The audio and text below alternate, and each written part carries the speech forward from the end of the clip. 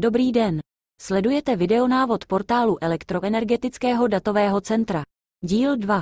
Postup změny hesla a resetování zapomenutého hesla. V tomto videonávodu si ukážeme, jak provést změnu hesla v portále EDC. Z pohledu uživatele se jedná o dvě situace, ve kterých změnu hesla řeší. Prvním případem je zapomenuté heslo. Druhý případ je nastavení nového hesla přihlášeného uživatele. V portálu EDC je možné změnit heslo pouze jedním postupem obnovy přes funkci zapomenuté heslo. Postup pro resetování hesla.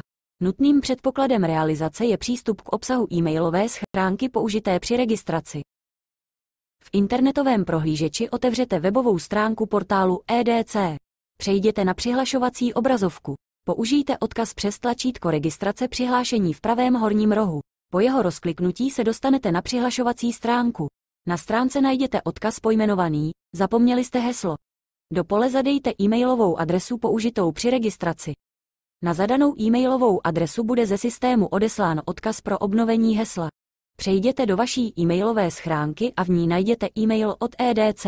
Měl by vypadat takto. V zaslaném e-mailu klikněte na odkaz pojmenovaný Odkaz pro obnovení hesla.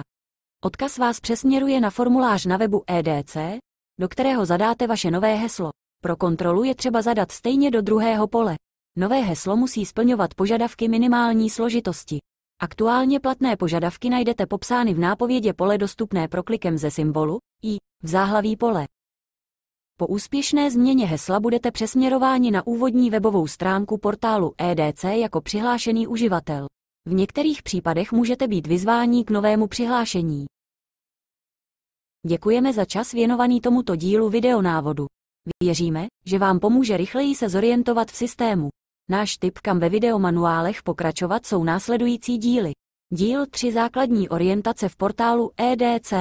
Díly 4 až 6 věnovaný postupu nastavení sdílení.